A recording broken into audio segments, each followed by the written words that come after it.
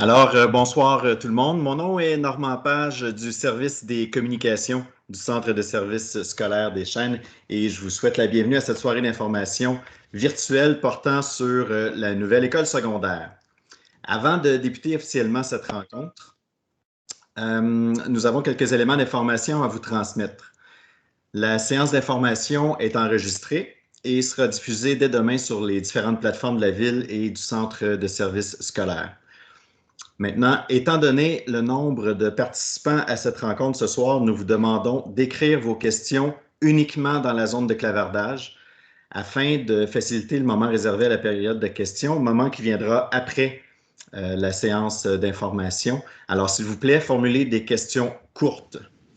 Dans l'éventualité où vous auriez d'autres questions après la séance d'information, on vous invite à les écrire à l'adresse école.e@csdeschênes.qc.ca, donc la même adresse que vous avez utilisée pour demander l'accès à la réunion de ce soir.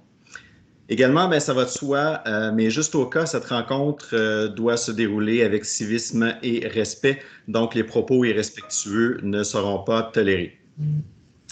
Parmi les gens qui assistent à cette soirée, j'aimerais souligner la présence d'Éric Beaupré du journal web Le 2055, la présence d'Emmanuel Leblond, journaliste pour le journal L'Express, des gens de la ville de Drummondville, Stéphanie Lacoste, Daniel Pelletier, Francis Adam, Claude Proux, Dominique Villeneuve, Thomas Roux, Caroline Follum et d'autres membres du conseil municipal, des gens de la Société québécoise des infrastructures, Stéphane Beauséjour et Priscilla Gagnon, des gens du Centre de services scolaires des Chênes, Maude Trépanier, Carmen Lemire, Bernard Gauthier, Anne-Marie Janel, Lara Arcan, Marie-Pierre Bessette et d'autres membres du conseil d'administration. Alors ce soir, 3 intervenants prendront la parole. Monsieur Philippe Mercure, directeur du service du développement et des relations avec le milieu de la ville de Drummondville. Monsieur Yves Gendron, directeur du service des ressources matérielles du Centre de services scolaires des Chênes. Et Monsieur Lucien Maltais, directeur général du Centre de services scolaires des Chênes, à qui je cède maintenant la parole.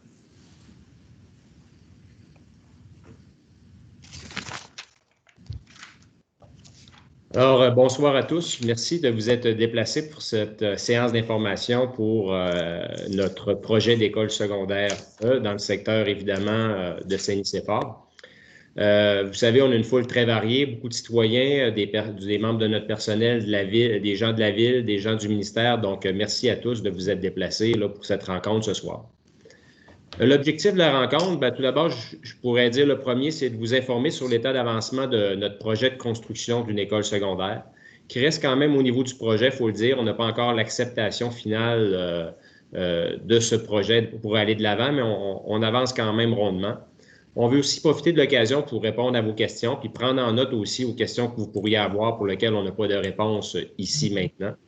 Évidemment, on souhaite écouter vos préoccupations, surtout pour les citoyens, les gens à proximité, les usagers, les futurs parents qui enverront leurs enfants dans cette école-là pour voir si nous, on peut moduler des choses dans ce projet-là, autant nous que la ville, parce que vous comprendrez qu'évidemment, dans un projet comme ça, c'est une construction qui s'insère à l'intérieur de la communauté, qui va s'insérer à l'intérieur de la ville de Drummondville. Donc, évidemment, il y a un partenariat important qui se fait avec la ville sur ce projet. On veut aussi vous rassurer sur notre conscience environnementale parce qu'évidemment, vous êtes certainement au courant du secteur, puis vous allez voir tout à l'heure des plans là, qui seront associés, que c'est dans un secteur de boisé. Vous allez voir qu'on a diminué l'impact environnemental en lien avec une construction parce que lorsqu'on parle d'une école secondaire, ça semble petit, mais c'est plus gros qu'une petite maison. Hein. Une école secondaire, ça prend de la place, fait qu'évidemment, on comprend que vous pouvez avoir des préoccupations. Ça va rester une très grosse bâtisse. Mais vous allez voir que les impacts ont été diminués. On veut aussi vous affirmer notre volonté de faire une belle école secondaire, bien intégrée dans le milieu. Et évidemment, il faut quand même, si on a l'acceptation finale de ce projet-là, il faut quand même se le dire, c'est une belle opportunité pour les élèves du Centre de services scolaires des Chênes, pour la communauté, avec une infrastructure certainement qui sera de qualité. Donc, il faut le voir aussi comme une très bonne nouvelle. Ce qui fait que la présentation d'aujourd'hui, on va vous présenter brièvement le projet de construction d'une école secondaire. Donc, on est rendu où, à quoi peut ressembler le projet, sans vous présenter des plans, parce qu'évidemment, là, je vous l'ai dit, on va vous présenter des plans d'implantation. mais certainement pas des plans de l'école en soi, parce que le projet, ça reste au niveau du projet, on n'a pas l'acceptation finale. Vous devez comprendre que c'est quand même un projet de plusieurs millions, donc pour l'instant, on ne peut pas aller plus loin au niveau des à quoi va ressembler l'école, surtout que ce n'est pas définitif. On veut aussi, évidemment, vous présenter le plan d'implantation. Donc là, vous montrer à quoi ça va ressembler, comment ça va être placé, les zones de boisées, qu'est-ce qu'on va faire au niveau de l'abattage des arbres pour la préparation du terrain. Vous aurez une idée aussi, une très bonne idée de la rue avec qu'est-ce qu'on a fait avec les terrains de soccer, comment on va faire aussi pour garder des zones de boisées pour protéger les quartiers résidentiels. Donc, vous montrer que dans le fond, il y a seulement un petit pourcentage du massif forestier là, pour lequel il y aura une coupe d'arbres pour permettre la construction de l'école. Très rapidement, j'y vais avec la croissance de la clientèle et nos besoins d'espace. J'aime bien faire cette parenthèse-là parce que des fois, les gens comparent les centres de services. Avant, on était, vous savez, une commission scolaire. Maintenant, nous sommes un centre de services scolaire. Les gens peuvent nous comparer à des villes, mais notre autonomie est peut-être un petit peu plus restreinte que les villes lorsqu'on parle de construction et d'investissement dans les bâtisses. Ce qui est une bonne nouvelle pour nous au niveau de l'éducation, c'est que lorsqu'on construit une nouvelle école, lorsqu'on va faire des gros projets de rénovation, de maintien de bâtiments, le ministère va financer le tout, évidemment avec les impôts des contribuables. Mais ça veut dire que quand on a un projet comme ça, on a besoin de l'autorisation gouvernementale et c'est lui qui va le financer au complet. L'avantage, c'est que dans le fond, on ne touche jamais au service aux élèves, donc sur le nombre d'enseignants et les services qui sont donnés à notre clientèle. On ne touchera jamais à ça pour construire une école. Mais des fois, les gens vont nous dire, comment ça se fait que vous le saviez qu'il y avait manqué de place puis vous n'avez pas construit l'école tout de suite? Bien, je vous réponds, on n'avait pas l'autorisation puis on n'avait pas l'argent. Ce qui fait que nous, il faut faire on appelle ça un petit peu la marche du pèlerin. On doit monter nos dossiers, aller voir le ministère et leur expliquer que dans le fond, on est en croissance de clientèle et on a des besoins. Je pense que je ne vous apprends rien en disant que dans les 10 dernières années, on a construit 3 nouvelles écoles primaires. Et pour ceux qui ont eu la chance d'aller dans le secteur de la Marconi ou passer tout près, vous avez certainement constaté la construction d'une 4e école primaire. Donc, retenons qu'il y a une hausse importante de notre clientèle au primaire, et cette clientèle-là a vieilli avec les années, ce qui fait qu'on commençait à être très, très serré au niveau de nos espaces, au niveau de la clientèle secondaire. Donc, on a monté un dossier, puis en juin 2019, donc pas juin dernier, mais l'autre avant, on a eu des annonces importantes. Bien, la première, c'était de dire qu'on avait notre école primaire dans le secteur de la Marconi. Puis, vous avez vu, on est allé très, très vite, puis on est en phase de construction. Elle devrait être prête là, pour septembre qui arrive. Il y a à Saint-Lucien aussi, où on va construire une nouvelle école. À Marie-Rivier, on a eu aussi des sommes nécessaires pour réaménager parce qu'on déplaçait le secteur alimentaire proche d'ici au niveau du centre administratif du centre de services scolaires des Chênes. Donc, lorsqu'on va libérer le secteur alimentaire, on va pouvoir créer de l'espace pour des élèves aussi. Et on a eu un 2 millions pour monter un dossier d'opportunité avec la Société québécoise des infrastructures et le ministère de l'Éducation en lien avec notre projet d'école secondaire. Donc, vous comprendrez qu'avec 2 millions, on ne peut pas construire une école secondaire, mais on peut au moins commencer à travailler fortement, à dire, bon, à bien identifier le besoin, puis à commencer peut-être à prévoir des plans d'implantation, puis même des plans au niveau de la bâtisse. Dans le fond, ça, c'est des opérations que nous avons faites, là, évidemment, avec le ministère. On a fait ce qu'on appelle un dossier d'opportunité. Vous comprendrez qu'un dossier d'opportunité, je pourrais le dire simplement comme ça, quand on dit qu'on a besoin d'à peu près de 1200 places élèves au niveau du secondaire, quand on regarde les opportunités à Drummondville, la question qu'on pourrait se poser, est-ce qu'il y a une bâtisse qui ressemble à une école secondaire de 1200 élèves qui est libre, avec des gymnases, bibliothèques, des locaux, salles d'informatique? Bien là, on en est venu à la conclusion, et là, ça nous amène après ça au dossier d'affaires, où on va venir dire, bien là, nous, notre besoin, c'est réellement une école secondaire. Et on a ajusté aussi la capacité de cette école-là à l'intérieur de nos différentes étapes. Et ce projet-là d'école secondaire, juste pour vous dire, c'est un projet qui a été priorisé là, fortement par le ministère parce qu'on est dans le projet de loi 66, la loi concernant l'accélération de certains projets d'infrastructure. Il y avait l'école secondaire, bien, à l'intérieur du projet, il y a l'école secondaire ici à Drummondville, mais il y avait aussi la maison des aînés là, qui est à l'intérieur de ce projet-là. Ce qui fait que quand je dis qu'on ne peut pas aller trop loin au niveau des informations, c'est que l'approbation finale, ce n'est pas encore fait. Et vous comprendrez que c'est quand même plusieurs millions qui sont en jeu. Mais pour aujourd'hui, pour le plan d'implantation, on a suffisamment d'informations pour être capable de répondre à vos questions, mais on ne pourra pas aller de l'avant sur les autres étapes. Retenons aussi dans l'argumentaire, si les gens se posent la question, est-ce vraiment nécessaire une école secondaire? Parce que une école secondaire, ça prend de la place, ça va déranger évidemment à l'endroit où on va le mettre, ça va certainement faire l'affaire de certains, puis ça ne fera pas l'affaire de d'autres. Donc, on s'attend à ce que ça soit justifié. Bien, retenez qu'en 19-20, on a mis 15 classes modulaires à Jean Rimbaud. En 19-20, on a mis 6 classes modulaires à La Poudrière. Cette année, en 2021, on parle de 15 classes modulaires à Marie-Rivier. Et l'an prochain, on prévoit mettre 23 classes modulaires à La Poudrière. Vous comprendrez qu'on n'est pas dans une situation idéale. Des classes modulaires, évidemment, c'est du temporaire. On fait quand même un temporaire d'une certaine qualité. Mais ce que vous devez comprendre quand même, c'est qu'on crée une pression importante sur tous les plateaux à l'intérieur de l'école, les milieux de vie, les cafétérias, l'utilisation des plateaux de gymnase qui devient difficile à gérer au niveau de la capacité d'élèves. Donc, évidemment que c'est une solution qui est temporaire et on a vraiment besoin d'écoles secondaires. Et juste pour tout ça ensemble, retenez 49 classes créées en modulaire pour qui soient effectives, ces classes-là qui seront tous disponibles à partir de 21-22. Donc, ce que nous pouvons retenir à cette étape-ci, c'est qu'avant d'avoir l'école secondaire, nous aurons accueilli pratiquement toute la clientèle.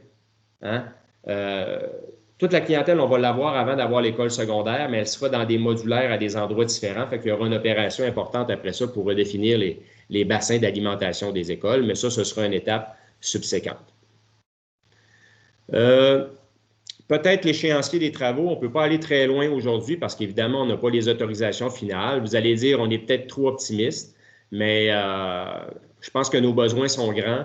Les modulaires, pour nous, c'est une solution très temporaire. Puis je pense qu'on a une belle collaboration avec le ministère de l'Éducation, puis surtout la Société québécoise d'infrastructure qui lead le dossier. On croit qu'on a un excellent dossier, ce qui fait que d'ici la fin mars, on va déjà procéder au déboisement et on s'attend à des débuts des travaux pour cet été et une livraison, fin des travaux à l'automne. Bon, c'est peut-être optimiste, il y aura peut-être des petits jeux à l'intérieur de tout ça, mais c'est nos objectifs de travail en date d'aujourd'hui.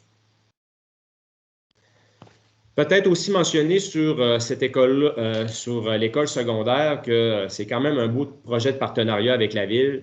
L'école primaire, l'école secondaire, ainsi que le complexe Girardin a fait l'objet d'un échange de terrain avec la municipalité, pour lequel, évidemment, je pense qu'on les trois, on a un gain important au niveau de nos infrastructures. Donc, je pense que c'est une valeur ajoutée au niveau de notre ville. Évidemment, le terrain de l'école secondaire en faisait partie. Par contre, au départ, lorsqu'on avait défini le terrain, on a dû apporter certains ajustements parce que dans ce boisé-là, il y a eu quelques zones humides. Donc, de la façon que le terrain était défini, puis vous allez voir tout à l'heure dans les plans, on a dû faire certains ajustements avec, évidemment, dans la façon de localiser le terrain. Mais je pense qu'on a vraiment trouvé une solution là, extrêmement très acceptable.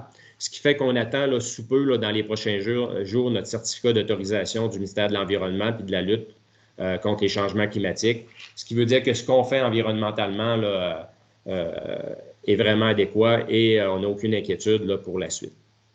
On est aussi en processus de zonage et en demande de permis de construction et je laisserai peut-être M. Philippe Mercure faire cette petite partie-là. Donc, M. Mercure, si vous êtes capable de prendre le micro.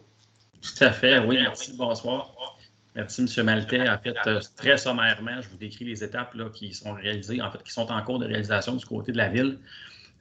J'imagine que plusieurs d'entre vous là, habitez déjà le secteur de l'école et avez probablement reçu l'envoi postal là, que la Ville a fait il y a déjà quelques semaines là, concernant la modification du zonage municipal qui est en cours, évidemment pour permettre l'implantation de la nouvelle école. En temps de COVID, vous comprendrez, cet envoi postal-là remplace là, les habituelles assemblées publiques de consultation qui ont lieu normalement à l'hôtel de ville parallèlement au conseil municipal. Donc, c'est pour ça que vous êtes plusieurs à avoir reçu cet envoi postal-là dans les zones qui sont contiguës, en fait, là, au parc Boisbriand. Donc, ce processus de ce changement de zonage-là, en fait, consiste à agrandir la zone communautaire d'utilité publique qu'on appelle, qui reçoit présentement où est située l'école Laurier-des-Bois. Donc, on va agrandir cette zone communautaire-là au futur terrain de l'école secondaire pour pouvoir y permettre l'implantation de l'école, comme je le mentionnais. Donc, cette modification-là a été adoptée par le conseil municipal. En fait, le processus de modification a été adopté le 15 février. Il y a eu la période de consultation pour laquelle les envois postaux, entre autres, ont été faits, puis d'autres communications. Cette période de consultation publique-là a duré du 19 février au 5 mars dernier. Donc, la période de consultation pour ce qui est du changement de zonage s'est conclue vendredi passé. Et selon le calendrier actuel, le zonage final sera adopté au prochain conseil municipal le 22 mars. Donc, ce qui conclura la modification du zonage nécessaire pour implanter la nouvelle école. Puis, du côté de la demande de permis de construction, bien, je vous confirme que nous avons reçu cette semaine le dossier de demande de permis de la firme d'architecture. Donc, ça sera en traitement. Puis, avec l'étape que M. Maltais a annoncé, on sera en mesure d'émettre les permis d'ici cette période-là. Donc, voilà. Merci, M. Mercure. Serions rendus peut-être à là, on va mettre un petit peu plus de concret au niveau du projet. On va présenter le plan général des lots, l'école et ainsi de suite, le plan d'implantation et de déboisement. Et je vais laisser la parole à M. Gendron ainsi que le contrôle de la projection. Ça vous va, M. Gendron? Je vous laisse le tout. Merci, M. Maltais. Alors, bonsoir. Je vais d'abord vous partager mon écran.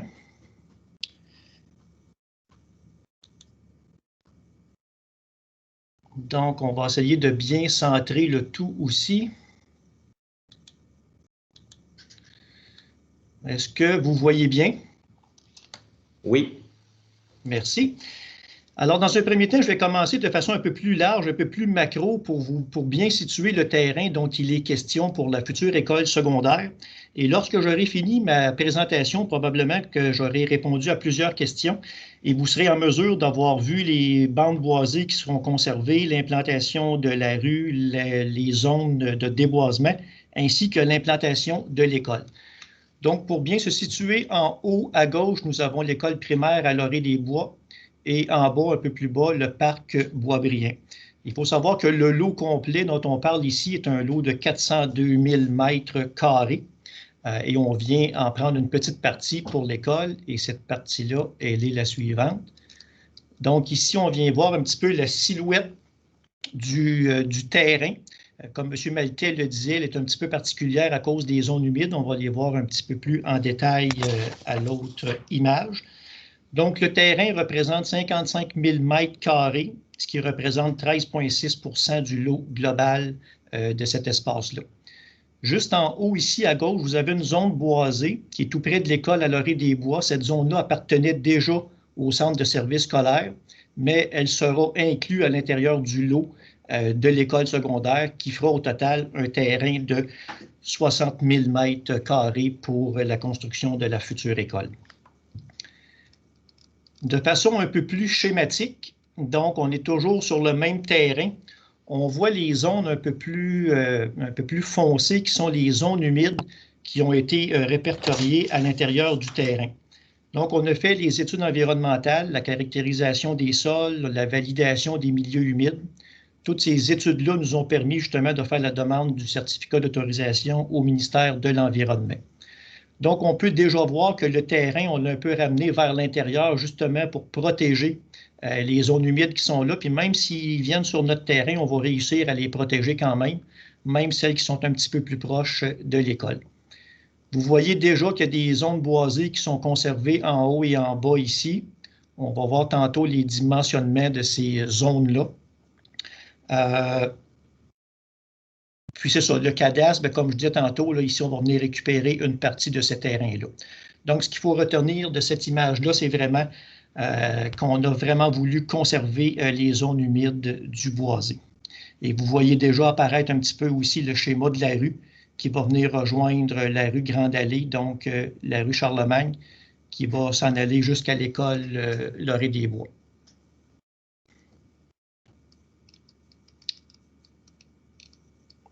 Donc là, on voit de façon plus précise l'implantation de l'école. Donc, si je commence par en haut, on a toujours la zone boisée qui est conservée. On a toujours en pointillé rouge le cadastre du terrain de l'école. On voit ici à droite les zones humides qui sont protégées, puis on va réussir à protéger même celles qui sont à l'intérieur du lot, tout près de l'école. Donc, on va conserver la zone boisée qui est à l'intérieur ici. On va conserver aussi la zone boisée. La butte qui est ici va être conservée, tout comme la zone boisée qui est en bas, juste ici. Le petit carré ici en vert pâle représente le jeu de pickleball là, pour bien se situer. Et on voit la rue qui va venir embrancher la rue de la Grande Allée, la rue Charlemagne, donc qui va s'en aller jusqu'à la rue Grande Allée. Donc, de façon plus précise, là, vous avez en gris un petit peu la silhouette de l'école. Vous avez en haut le terrain de soccer qui était situé ici en bas, qui est devenu maintenant en haut, avec d'autres aires de jeu, d'autres plateaux sportifs alentours. Vous avez le stationnement, le débarcadère d'autobus et la zone pour le débarcadère de la cafétéria.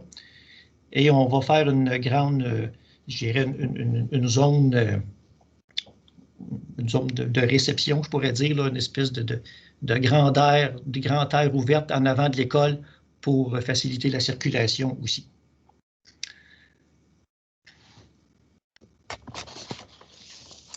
Et là, on va aller vers le dimensionnement des zones qui seront conservées.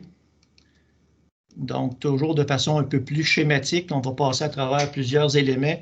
Donc, en haut, la zone boisée en arrière des résidences va avoir 30,4 mètres. Donc, tout ça va rester boisé. Tout comme tout ce qui est en blanc à l'intérieur de notre terrain va être une zone boisée. Sur les terrains ici de l'autre rue, on va avoir une distance de 30 mètres. Ici, on a la butte. Donc, la butte va être conservée. Si on a à déboiser une partie pour faire nos infrastructures, on va reboiser cette partie-là parce qu'on a 22 mètres au total. Et vers le bas, on a une zone de 23,7 mètres carrés qui va être conservée en zone boisée. À l'intérieur du lot, ce qui est assuré plus largement, c'est la zone de déboisement pour le terrain de soccer, pour l'école, bien entendu, et la partie stationnement débarcadère était déjà déboisée avec le terrain de soccer. Les zones assurées plus finement, c'est des zones qu'on va tenter de conserver les arbres, là, des arbres qui sont plus matures, des arbres de 200 mm. Donc, on va faire une attention particulière de conserver ces arbres-là, mais sur une distance de 5 mètres supplémentaire, compte tenu qu'il faut se garder une marge pour aller creuser la fondation de l'école. Et sur la place publique, c'est le mot que je cherchais tantôt, donc en face de l'école, ce sera la place publique et on va aussi essayer de conserver le plus possible des arbres et sûrement qu'il y aura aussi un reboisement à certaines places.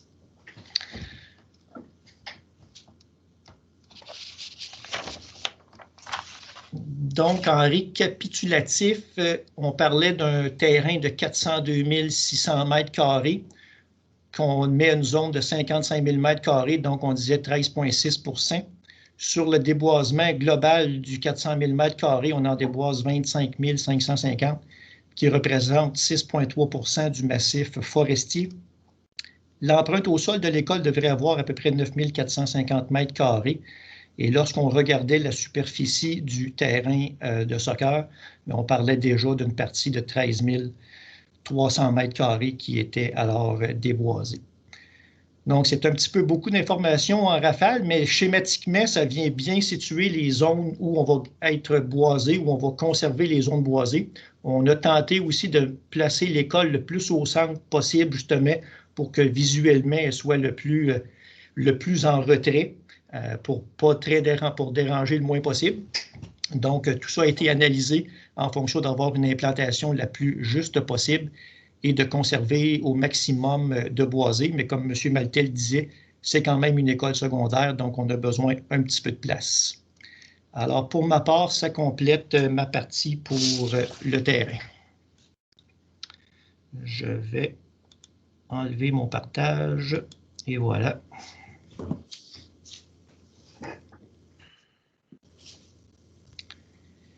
Je crois, Normand, que nous étions à la période de questions. Effectivement, on va commencer avec les différentes questions dans la zone de clavardage. Il se peut que certaines questions aient été répondues, mais je vais quand même les reposer pour qu'on confirme que la réponse a déjà été donnée, si ça vous convient. Une fois que j'aurai lu la question, messieurs Gendron, Maltais et Mercure, ben, vous pourrez vous décider qui répond à la question. Alors, Bon, nous habitons sur l'allée de l'Éclipse, à côté des terrains de soccer donnés au centre de service. On aimerait savoir pourquoi la ville ne garde pas une zone tampon, soit le talus et le petit bois, au lieu de le donner au centre de service, si ce n'était pour rien faire. On aurait eu l'esprit tranquille à savoir qu'elle ne serait jamais enlevée. On nous a toujours dit qu'on garderait un minimum de 30 mètres de bois de chaque côté. Est-ce que le côté du talus, nous conserverons un minimum de 30 mètres ainsi qu'à l'arrière de notre terrain? Présentement, on voit des piquets à l'arrière à moins de 4 mètres et ce n'est pas l'école, cette zone. Ben, moi, si je peux répondre au niveau du plein, au niveau du talus, l'espace qui va être conservé là, en fonction des plans qui ont été émis, on est à 22 mètres.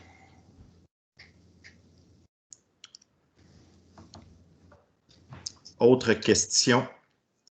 Je ne sais pas si Philippe voulait compléter, parce qu'il y avait une partie qui concernait la ville, là, mais... En fait, la zone qui est visée par la question, je pense qu'on parle bien du talus qui est conservé entre les résidences puis le futur stationnement. Donc, de ce côté-là, évidemment, il y a moins de 30 mètres, mais il y a le talus et le boisé qui est là offrent quand même un certain paravent, si on veut. Autre question, je ne sais pas s'il est prématuré à ce stade-ci, mais où se situera l'endroit prévu pour les jeunes pour fumer? Je ne sais pas si Yves, on a pensé à ça, mais ça, c'est toujours une partie qui est problématique au niveau de nos écoles secondaires. Je pense pas que, je ne sais pas si Yves, vous avez eu ces débats-là avec les architectes et ingénieurs. Ben, on n'a pas eu ce débat-là, mais on peut déjà dire que ça ne pourra pas être sur le terrain de l'école. La loi est claire, mais on sait très bien que dans l'application, c'est très complexe. Okay. Est-ce possible de centrer le bâtiment de l'école entre les deux terrains, soit l'allée de l'Éclipse et la rue de Blois, puisque présentement, l'école est collée sur notre maison avec le stationnement des autobus et le passage piétonnier? Pourquoi laisser autant de bois au milieu de l'école lorsqu'on pourrait en garder plus entre les maisons d'eau à de Blois et l'allée de l'Éclipse? Pourtant, il n'y a pas de zone humide au milieu de l'école qui empêcherait cela. Ben, tu sais, ce qu'on peut dire, Yves, là, sur les plans, ça fait quand même plusieurs rencontres qui ont eu lieu, pour lesquelles qui sont reliées autant avec la rue que l'école, que les mètres carrés qui sont disponibles pour le projet avec les paramètres financiers. Donc, il y a des choix qui sont faits, puis des idées, il y en a eu plusieurs, mais le plan d'implantation, tantôt, je voyais des questions à savoir est-ce qu'on peut changer des choses. Ça commence à être pas mal définitif, parce qu'il y a plusieurs paramètres à prendre en compte. Donc, Yves, je ne sais pas si tu peux compléter, mais je pense qu'il y a eu beaucoup d'études par rapport à ça. Puis, à un moment donné, il y a des choix qui doivent être faits. Et pour aller de l'avant, bien évidemment, il faut procéder. Oui, effectivement, on a travaillé avec la ville aussi au niveau, les plans ont changé, ont évolué en fonction de la sécurité, en fonction de la circulation, en fonction des milieux humides, en fonction du parc. Donc, il y a eu quand même plusieurs paramètres qui ont été évalués pour arriver à ce résultat-là. Pourquoi on modifie l'emplacement des terrains de soccer? C'est effectivement par rapport à l'accès. À l'accès et à la sécurité, à la circulation, c'est ce qui a fait que le terrain de soccer a été déplacé. Pourquoi on décide de faire une école secondaire à côté d'une école primaire? Je pourrais vous répondre que c'est la zone où il y a le plus, c'est là qu'il y a le plus de clientèle évolue en fonction des nouvelles écoles. Donc, il fallait libérer un peu d'espace au niveau de la Poudrière. Pour nous, le terrain situé dans cette zone-là où on n'avait pas d'école secondaire était parfait pour nous, qui était la propriété de la ville. Donc, à partir du moment où le terrain s'est présenté dans un endroit qui était adéquat pour nous, nous, on ne croit pas qu'il y avait de problème à situer une école primaire avec une école secondaire. Je pourrais ajouter aussi que ce n'est pas une situation qui est exceptionnelle. Puis évidemment, ben, nous, le Centre de services scolaires des Chênes, on met souvent de la pression à la ville parce qu'on a des besoins d'espace importants. Puis je ne sais pas si vous le savez, mais la ville de Drummondville n'a pas tant de terrain que ça disponible pour des écoles, surtout pas une école secondaire. Donc là, le choix ici à côté de Laurier-des-Bois, évidemment, c'était un choix qui était quand même, on voyait au niveau de la faisabilité, qui permettait la construction d'une école secondaire. Puis certains y voient certaines inquiétudes, mais on sait qu'on a des directions, puis même des enseignants qui y voient des opportunités parce qu'il y a des liens intéressants. Il y a tout le plateau, le gymnase qui peut être associé. On sait quand même, Laurier-des-Bois est quand même très bien équipé, là. Mais nous, on pense qu'une cohabitation de proximité là, qui peut très bien se faire, ça se vit ailleurs. On n'a pas d'inquiétude, puis si on voit des petites problématiques, on va s'ajuster. Est-ce qu'il y aurait possibilité de rassurer les résidents de l'allée de l'Éclipse sur leur intimité une fois que l'école va être en construction et une fois qu'elle va être bâtie? Au niveau de la butte, au niveau d'une clôture, au niveau d'un espace forestier? Parce que la façon de rassurer, c'était de présenter que des bandes de 30 mètres qui vont être conservées, qui vont avoir une clôture de chantier, bien évidemment, mais par la suite, les zones boisées vont rester comme elles sont, là. Si mon enfant veut aller à cette école-là, est-ce que le territoire pédagogique est déjà fait pour l'école secondaire? On est en train de travailler un petit peu le territoire pédagogique. On va comprendre que, évidemment, on veut une proximité alentour de l'école, mais on n'est pas encore déterminé, évidemment, si nous allons y mettre certains programmes particuliers. On sait quand même qu'on avait une volonté d'essayer de diminuer les programmes particuliers pour au moins en rendre l'accès plus facile pour tous. Donc, il y a beaucoup de questionnements qui sont en jeu, mais retenez qu'au moins au niveau du bassin pédagogique, au pourtour de l'école, ce sera une école qui sera accessible pour tous.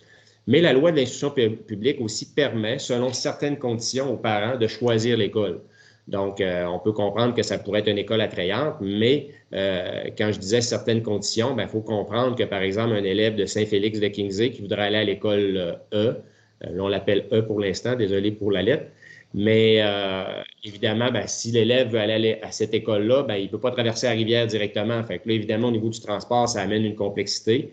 Fait que des fois, il peut y avoir des exigences particulières. Donc, on a de quoi à penser, puis on n'est pas encore présentement assez avancé là, pour vous donner des indications.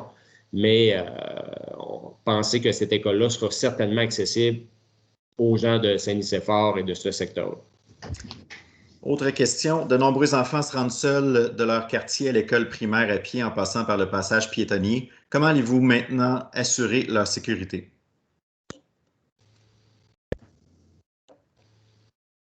Le maintenant, puis est-ce que je devrais comprendre qu'il y en a qui ont des inquiétudes par rapport à la sécurité primaire, secondaire? Bien, vous savez que, on regarde toujours avec la ville. Au niveau du primaire, on est beaucoup avec les brigadiers. Des fois, les heures des écoles ne sont pas les mêmes.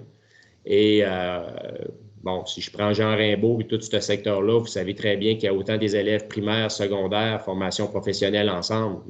C'est des choses qui cohabitent bien. Est-ce qu'il peut arriver des choses? Certainement, mais on va s'ajuster au fur et à mesure. Mais pour l'instant, on n'avait quand même pas d'inquiétude sur ce sujet-là là, à court terme. Vous avez dit ne pas avoir encore l'autorisation, mais l'abattage d'arbres débute fin mars. C'est dans quelques jours. Ce n'est pas un peu tôt si le projet n'est pas encore accepté. C'est vraiment la zone particulière pour laquelle on a demandé une autorisation pour avoir cette rencontre-là. Puis on marche sur des œufs quand on dit ça, mais je vais vous dire, pensez-vous que nous n'aurons pas l'autorisation d'avoir l'école E en sachant qu'on installe en 2021, nous allons avoir 49 classes modulaires qui seront pleines? Bon, je pense qu'on a un peu la réponse, là.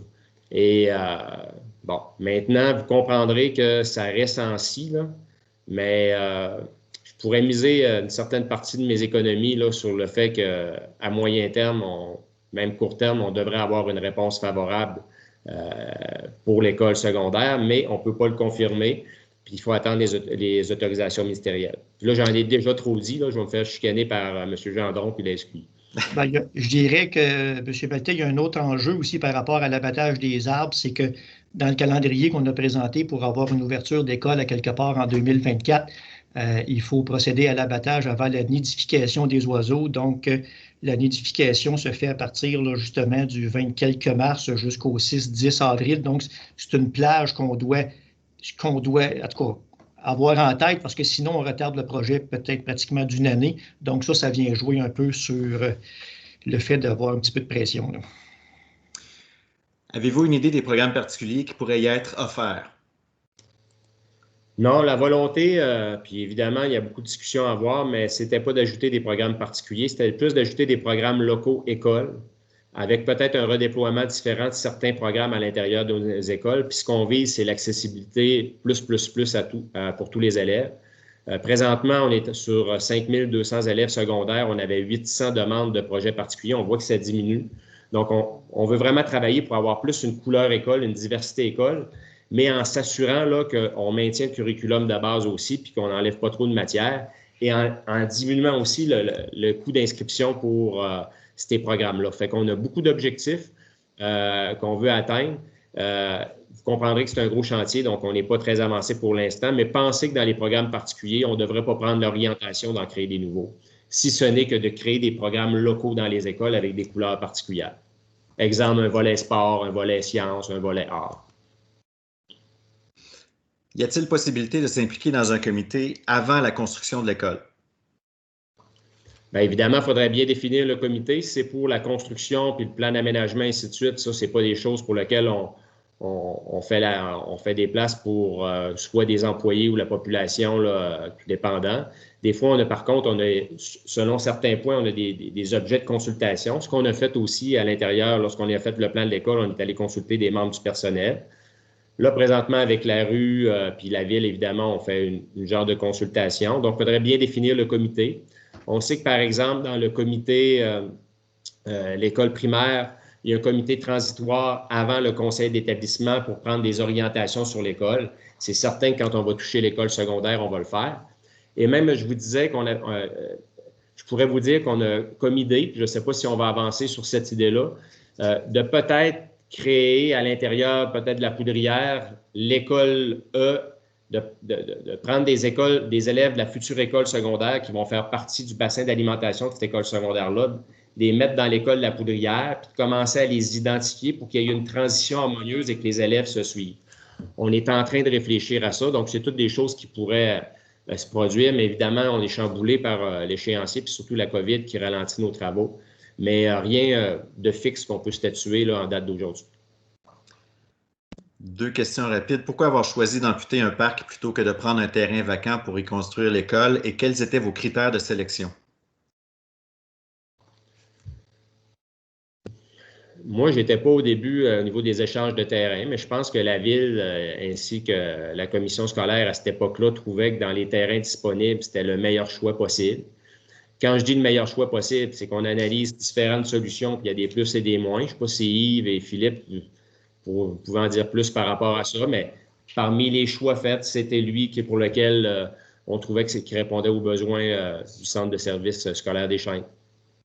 Oui, c'est un secteur qui était ciblé, effectivement. Puis, comme c'était l'augmentation de clientèle et que la Ville possédait un terrain qui était là, ça allait dans le bon sens, là. Est-ce qu'on peut proposer des idées ou tout est coulé dans le béton? Vous pouvez proposer plein d'idées.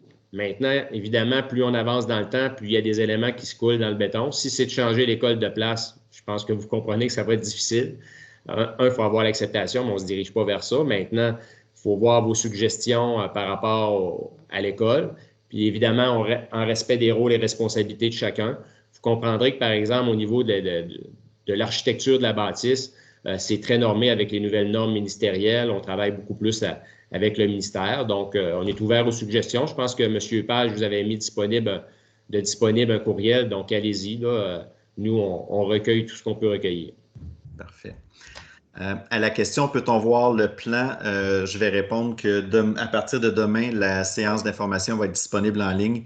Et donc, les plans sont dans la présentation. Alors, ça sera possible pour vous de le consulter à nouveau, de le regarder comme il faut. Ensuite... Par contre, M. Page, j'aimerais peut-être juste compléter que les plans, il y a déjà des plans là, au niveau de la bâtisse intérieure, extérieure qui sont en cours de production. Et ça, il n'y a aucune autorisation là, pour diffuser ces plans-là. Donc, ce serait de mentir de vous dire qu'ils n'existent pas. Et ce serait de mentir de vous dire qu'on peut vous les présenter. Donc, pour l'instant, tant qu'il n'y a pas d'autorisation supplémentaire pour ce projet-là, les plans restent sous embargo. Parfait. Mais ce que je peux vous dire, par contre, c'est que nous aurons une très, très, très belle école secondaire. Je vois qu'il y avait des mains levées, mais je vous rappelle, et je l'ai mentionné au début de la rencontre, que les questions se posent dans la zone de clavardage, étant donné le nombre de participants qu'il y a. Prochaine question.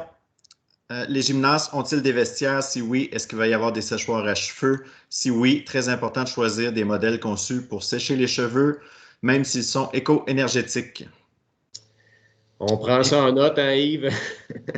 Bien reçu. Évidemment, oui, on va avoir de très beaux gymnases avec des vestiaires. Là, ce sera de toute beauté. Prochaine question d'Éric Beaupré du 2055, journaliste. Même si peu probable, mais envisageable, dans le cas où le projet ne pourrait aller de l'avant, y a-t-il d'autres plans envisagés? Si oui, quels sont-ils? Et je vais continuer par la suite avec des sous-questions. Le plan B, ce sera la direction générale qui ira au ministère de l'Éducation à Québec, puis ira se mettre à genoux pour avoir une école secondaire, parce que vous allez voir que lorsqu'on aura des discussions avec la Ville, je ne pense pas que la Ville de Drummondville ainsi que le Centre de services scolaires des Chênes veuillent garder des modulaires pendant 20 ans. Là. Je ne pense pas que c'est ça notre orientation. Donc, nous, là, on tient très fort à notre projet d'école secondaire. On est appuyé par le ministère de l'Éducation puis la SQI. On est aussi appuyé par nos 2 députés. Donc, on est appuyé par la Ville. Donc, je vais être honnête avec vous, là, on est confiant. Puis si ça ne fonctionne pas, si on n'a pas de oui tout de suite, on va retravailler notre dossier jusqu'au temps qu'on ait l'acceptation finale.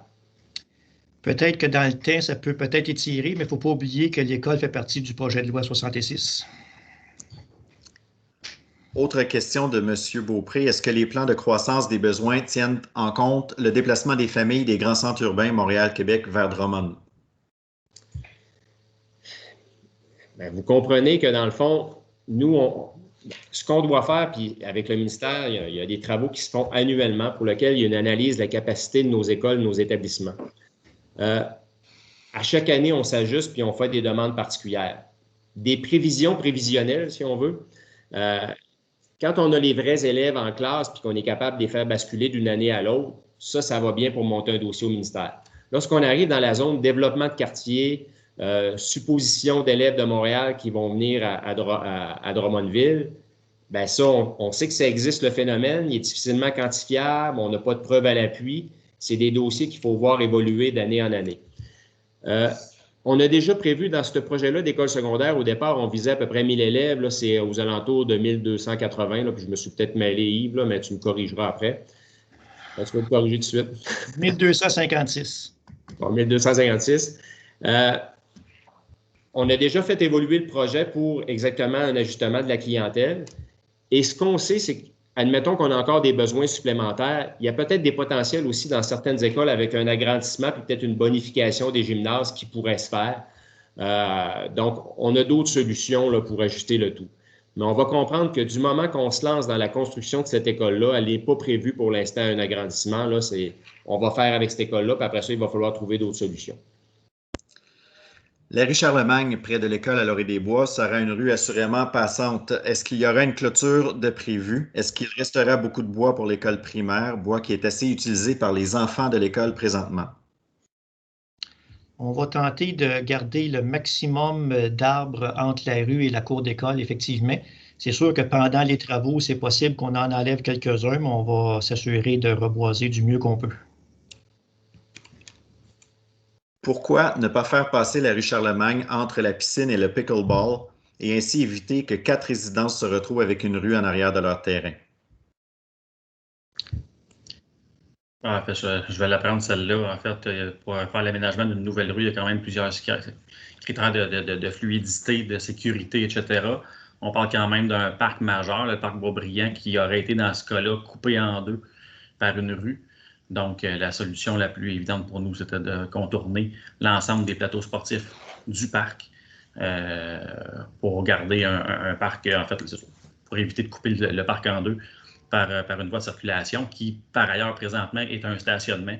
Puis on sait que ce parc-là est très achalandé, reçoit beaucoup de clientèle, particulièrement l'été. Donc, le stationnement est nécessaire quand même dans le parc. Est-ce qu'il y aura une zone sécuritaire pour les jeunes piétons qui circulent entre Laurier-des-Bois et la ruelle coin-allée de l'Éclipse? Il y a déjà un passage, je pense, qui est là. Peux-tu répéter la question? Est-ce qu'il y aura une zone sécuritaire pour les jeunes piétons qui circulent entre Laurier-des-Bois et la ruelle coin-allée de l'Éclipse? Ça dépend ce qu'on entend par zone sécuritaire. À partir du moment où il va y avoir des trottoirs puis une zone piétonne là, pour circuler. Peut-être pour préciser que la coupe de rue présentement prévue, c'est un trottoir d'un côté, puis piste cyclable de l'autre côté. Donc, question de circulation, ça devrait être très sécuritaire. Monsieur Beaupré du 2055 demande au niveau des échéanciers, maximum au niveau des délais, l'acceptation du projet, chantier, date butoir sont de quel ordre? Tout ce qu'on peut dire présentement pour l'échéancier, c'est que le déboisement devrait se faire début avril, fin mars, début avril.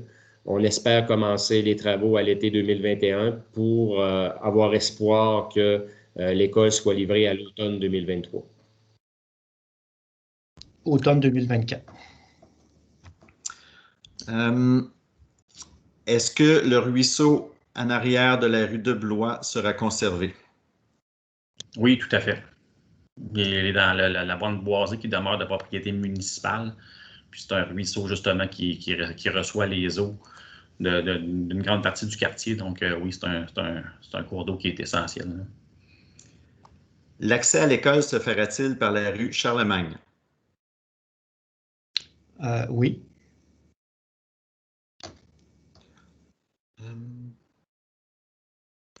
Pourquoi avez-vous fait des plans quasi définitifs sans avoir consulté les résidents concernés?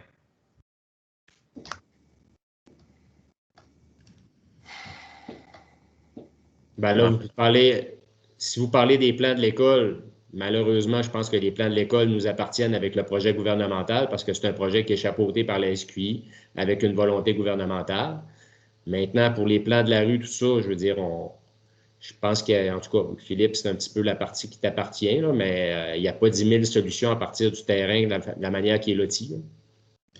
Ben, effectivement, comme je l'ai mentionné, là, la solution qui est implantée présentement, c'est la solution la plus sécuritaire, la plus efficace. Évidemment que si on collabore toujours avec le centre de services scolaires dans la présentation, entre autres, c'est pour cueillir les commentaires des gens du voisinage qui nous en ont déjà transmis plusieurs. Peut-être juste pour préciser de notre côté, en fait, les travaux de la rue ne se font pas, nous, cette année. Évidemment, le chantier de l'école va débuter avant. Mais nous, les travaux de la rue vont se faire en 2022. Donc, on a encore du temps pour finir la conception. Est-il possible de garder plus d'arbres autour de l'école primaire pour bien séparer les deux écoles?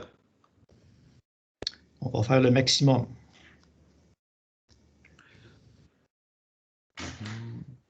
Est-ce que nous pourrons utiliser de façon sécuritaire le passage piétonnier au bout de l'allée de l'Éclipse durant les travaux? Durant les travaux, ça risque d'être difficile. Tout dépendant de quelle façon on va pouvoir clôturer le chantier. Peut-être qu'on pourra le faire en séquence ou en section, mais c'est quelque chose qu'on pourra avoir en tête au moment où on sera rendu à faire ces travaux-là au niveau du débarcadère et du stationnement. Depuis combien de temps l'emplacement de l'école secondaire dans le parc Boisbriand est décidé? À partir du moment où on a commencé à faire des transactions pour l'école primaire et l'école secondaire. En fait, les premières lettres d'intention ou d'échange de terrain ont été discutées en 2018, si je ne me trompe. Là. Est-ce que le reste du massif forestier pourra être utilisé pour des programmes nature? Je pense qu'il est déjà utilisé. Je ne sais pas c'est quoi un programme nature, mais le reste du boisé va rester accessible comme il est probablement actuellement. Tout à fait. Pourquoi ne pas prévoir les terrains sportifs du côté du parc actuel pour conserver la beauté des lieux? J'imagine qu'on parle du terrain du soccer, de le conserver à sa place, mais c'était vraiment une question d'accessibilité par rapport à l'école et de sécurité au niveau de la circulation. Surtout que pour préserver les zones humides, il a fallu redéfinir aussi le terrain là, à l'intérieur du boisé. Là. Lorsque l'école secondaire sera livrée, donc à l'ouverture, est-ce que l'école sera clôturée? Est-ce que le terrain sera clôturé? En partie, il va être, oui, il va être clôturé. C'est sûr qu'on aime plus ou moins mettre des clôtures, mais je pense que ça va être nécessaire de le clôturer. Là. Est-ce que des sentiers seront toujours accessibles dans le reste du massif? Oui, tout à fait. Je pense que oui. Vous dites ne pas avoir... Excusez pour les sentiers puis le secteur boisé, c'est quand même une préoccupation pour nous d'y avoir accès. Vous comprendrez que c'est quand même un terrain qu'on pourrait dire pédagogique extrêmement intéressant pour les activités de l'école. Donc, c'est certain qu'on va tout faire pour y avoir accès facilement. Vous dites ne pas avoir d'inquiétude par rapport à la sécurité des enfants du primaire qui utiliseront le passage piétonnier depuis la rue de l'Éclipse, mais ce passage est enclavé et débouchera sur un stationnement d'autobus, stationnement automobile et débarcadère de livraison. Avez-vous un plan? Le plan, c'est d'avoir mis le trottoir et la piste cyclable pour se rendre jusqu'au terrain, pour se rendre de l'autre côté de la rue pour aller à l'école à Laurier-des-Bois. Je ne sais pas si ça répond, là. Je continue, il y a des questions qui ont été répondues.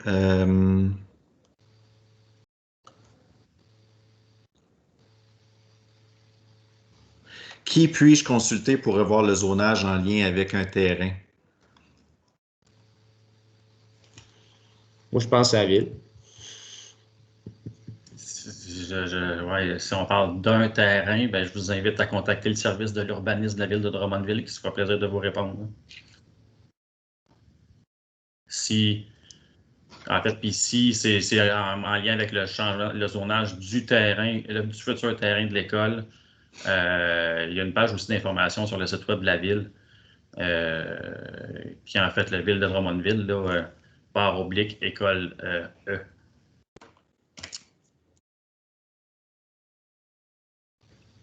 T'avais-tu terminé, Philippe? Oui. OK, parfait. Prochaine question. Pourquoi ne pas prendre le terrain de soccer numéro 3 au lieu du numéro 4? Le terrain 3 n'est pas collé sur les maisons. Le terrain 4 resterait en tampon. Les piétons seraient protégés plus facilement. En fait, je pense que l'enjeu là, qui est précisé ici, c'est que le stationnement de l'école doit être contiguë à la rue. Les autres configurations ne permettaient pas ça. Donc, on ne pouvait pas mettre un stationnement, par exemple, à l'arrière des maisons des rues de Blois parce qu'il n'y a pas de rue qui se rende là. Il n'y a pas d'accès. OK. Avons-nous une assurance que le 30,4 mètres entre les terrains de la rue de Blois et le terrain de l'école restera boisé? Aucune chance que le constructeur rase tout? Non, ce n'est pas prévu comme ça du tout. C'est sûr qu'on va s'assurer que les bandes boisées qu'on souhaite conserver vont être conservées. Ça, on est très sensible à ça et je dirais que le gérant de chantier le sait parfaitement. Et donc, oui, on va s'assurer d'être sur le terrain là, pour que les zones boisées restent boisées. Puis peut-être juste préciser que présentement, la bande boisée a été indiquée sur le terrain par des fanions, a été arpentée, puis que nos équipes sont en validation pour être sûr que les lignes sont aux bonnes places. Je tiens aussi à mentionner que si des gens ont des propositions ou des compromis ou des choses à exprimer, présentement, on ne peut pas le faire par la séance d'information. Par contre, cela dit, ça peut être posé comme question dans le courriel et un vrai être humain communiquera avec la personne là, pour discuter de la situation sans problème. C'est une préoccupation pour la ville et pour le centre de service. Vous n'avez pas à vous inquiéter. Est-ce qu'un stationnement souterrain pourrait être envisageable pour préserver les espaces verts? Ce n'était pas financé à l'intérieur de l'enveloppe de l'école secondaire.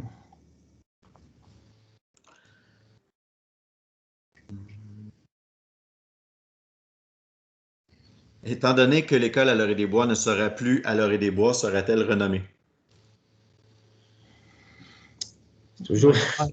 Il va en rester quand même 300 000 m². C'est un problème toujours avec les noms des écoles, là, fait que ce sera à valider, mais peut-être faire une lucarne particulière. Là, il y a des bois vers l'arrière. Ce sera une situation évaluée, mais j'ai l'impression qu'ils ne changeront pas de nom. Là. Combien d'étages prévoyez-vous à l'école?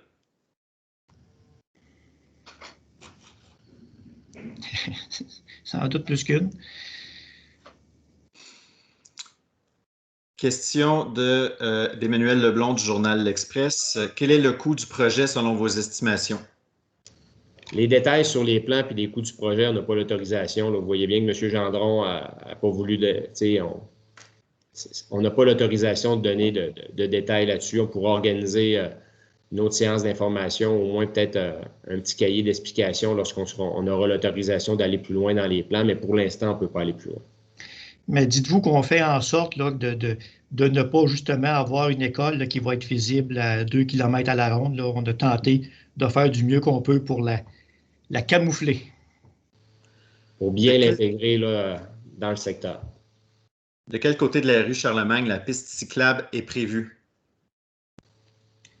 Et boy. La piste cyclable sera dans la continuité de celle qui existe déjà dans l'amorce de la rue Charlemagne vis-à-vis de Laurier-des-Bois.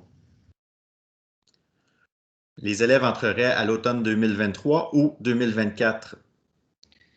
Dans nos prévisions, on prévoit que l'école est livrée quelque part en décembre 2023, mais compte tenu que c'est un gros chantier, il risque peut-être d'avoir des retards. Donc, on se donne une petite marge de manœuvre. Puis, il faut savoir qu'une fois que l'école est construite, il faut l'ameubler, il faut rentrer dedans, il faut s'en l'apprivoiser. Donc, on vise plus une entrée scolaire à août 2024. Monsieur Mercure mentionne qu'il est mieux de faire passer la rue directement sur l'arrière de 4 maisons. Pourquoi ne pas prévoir une zone tampon boisée entre la rue et les maisons, comme c'est le cas pour le stationnement de la nouvelle école? Faire un sens unique au besoin. En fait, ce sera le cas qu'il y aura une zone tampon. Je sais que les plans présentement, sur le diagramme que vous allez dans la présentation, ce que vous voyez en gris, c'est l'emprise du terrain municipal qui sera utilisé. Donc, mais la rue ne sera pas aussi large. Puis effectivement, que dans le secteur Grande Allée, en fait, puis adossé aux 4 propriétés dont on parle, on va se tasser le plus possible vers le parc. Et oui, il y a une plantation prévue pour reconstruire le boisé entre les limites de propriété puis la nouvelle rue. Pourquoi ne pas avoir avisé les résidents avant l'emplacement de l'école secondaire si l'emplacement est connu depuis la transaction de l'école primaire afin que les gens qui achètent un terrain dans le domaine du centre sachent qu'il se construisait en bordure d'une école secondaire plutôt qu'un parc ou d'un massif forestier? Je me permettrais peut-être de dire que publiquement, cette information-là est connue depuis 2018.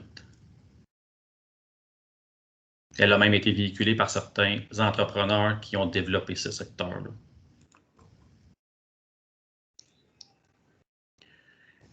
Est-ce un seul terrain de soccer qui sera fait près de la rue de Blois ou plusieurs? En fait, on reconstruit un terrain de soccer de la dimension de celui qui est défait, là. Est-ce qu'il y aurait aussi une piste cyclable qui passera de la rue Charlemagne jusqu'à l'allée de l'Éclipse?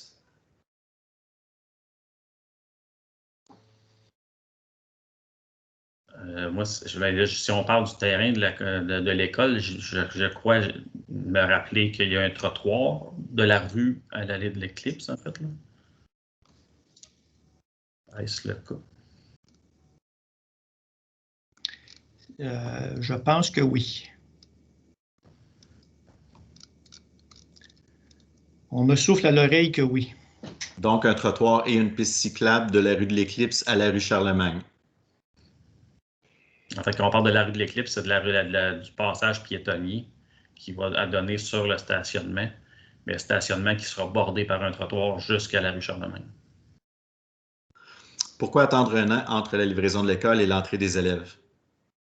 Dans le fond, on n'attend pas un an parce que on prévoit à l'automne 2023 la livraison de l'école, donc on peut s'attendre que ça ressemble beaucoup plus à hiver 2024. Du moment que l'entrepreneur va nous livrer l'école, il y a toute l'installation du matériel, évidemment, qui est à faire au niveau de cette école-là. Et là, il y a beaucoup de travail quand même qui est associé à ça. Ça nous laisse une zone intéressante pour s'ajuster qui est, on peut penser l'été avec, si on est chanceux, quelques mois au printemps. Le terrain 3 de soccer est contigu à la rue Charlemagne. Vous pouvez inverser les deux terrains. L'école n'est pas un problème, c'est le stationnement.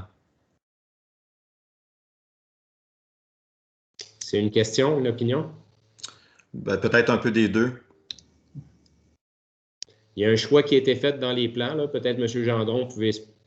Mais je pense qu'il n'y avait pas 10 000 options non plus. Là. À partir du moment où on laissait le terrain de soccer en bas, on n'avait plus d'accès à l'école. Est-ce que le terrain de soccer sera aussi pour les résidents ou que pour les élèves de l'école secondaire? Normalement, nous, on ne barre pas nos infrastructures et nos terrains. Vous le voyez avec les parcs au niveau du primaire, puis même au niveau du secondaire. Maintenant, il va falloir quand même juger de l'utilisation qui pourrait être faite parce que ce qu'on veut, c'est préserver quand même nos installations. Mais en général, les terrains qui seront là seraient pour un partage municipal et scolaire. C'est ça l'intention. Même au niveau de notre gymnase, là, on a vraiment l'intention, et ce sera un superbe plateau, mais on a vraiment l'intention que la population puisse l'utiliser soir et fin de semaine, comme c'est pour nos autres écoles. Donc, notre but, évidemment, c'est d'utiliser ces infrastructures-là publiques puis de les rendre disponibles le plus possible à l'ensemble de la population, mais évidemment en mettant peut-être des conditions qui font qu'on les conserve en bon état. Mais évidemment, j'espère que ce sera utilisé.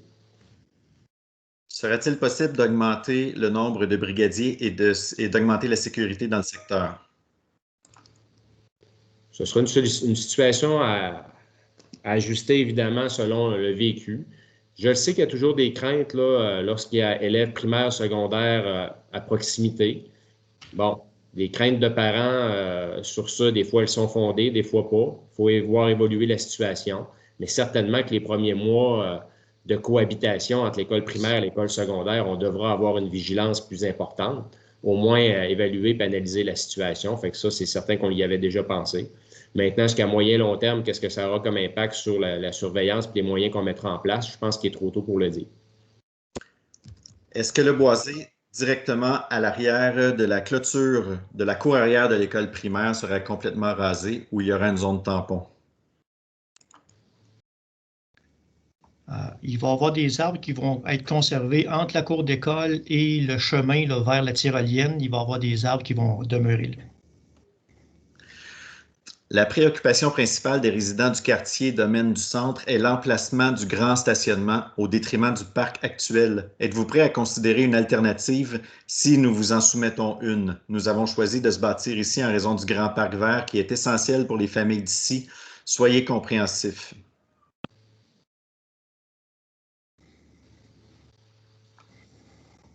Bien, si vous avez une suggestion, vous pouvez l'acheminer, mais je pense que ça va être quand même difficile parce que au niveau des paramètres, il y a beaucoup de choses qui ont été analysées. Mais allez-y, on est prêt à écouter. Mais je pense que dans la plage horaire, je ne sais pas si M. Gendron, lorsqu'on discutera avec nos homologues, les SQI, je pense que quand même, on est assez avancé dans le projet. Puis il y a des choses qui sont difficilement ajustables. Bon, tout dépendant de la demande, c'est sûr que ça risque d'avoir un impact majeur, là. Alors, on aurait fait le tour des questions pour le moment. Je rappelle que si vous souhaitez avoir réponse à d'autres questions, à vos propositions ou suggestions, vous pouvez écrire à l'adresse courriel que vous avez eue. Et puis, il y a quelqu'un qui va communiquer avec vous. C'est sûr et certain, on va répondre à vos questionnements ou à vos propositions. À qui doit-on parler? Bien évidemment, M. Martin qui posait la question, mais je vais remettre quand même juste l'adresse, je pense, Normand, qu'on l'avait à la fin ici. Oui, école.e@csdchaine.qc.ca. Lucien, je te laisse le mot de la fin. Parfait, donc merci. On comprend bien les préoccupations. Bon, évidemment, on sait que dans ce genre de projet-là, ça fait l'affaire de beaucoup de personnes, mais d'autres, évidemment, ça amène certains inconforts. On peut comprendre pour ceux à proximité. Mais soyez quand même assurés qu'on a une valeur ajoutée à la valeur au secteur de Drummondville, au secteur de Saint-Nicéphore avec l'école secondaire. On a pris en note vos questions. On reste disponible à répondre à toutes les autres questions avec l'adresse qui est devant vous. Mais évidemment, vous comprendrez que pour certaines propositions, là, on va les prendre en compte, mais on n'est pas tout seul à l'intérieur de ce projet-là. Je vous rappelle qu'on travaille évidemment avec la Société québécoise des infrastructures, la municipalité, ainsi que le ministère de l'Éducation. Donc, dans des projets comme ça, évidemment, il faut s'ajuster puis prendre les différentes contraintes de tous. Il y aura d'autres étapes au projet. Bien évidemment, on espère qu'un jour, on aura l'acceptation finale et avec des plans à vous présenter. Donc, merci beaucoup d'avoir pris le temps d'être là ce soir. J'espère qu'on a répondu à une partie de vos préoccupations et pour le reste, soyez assurés que nous allons tenir compte de vos commentaires et de vos questions. Merci.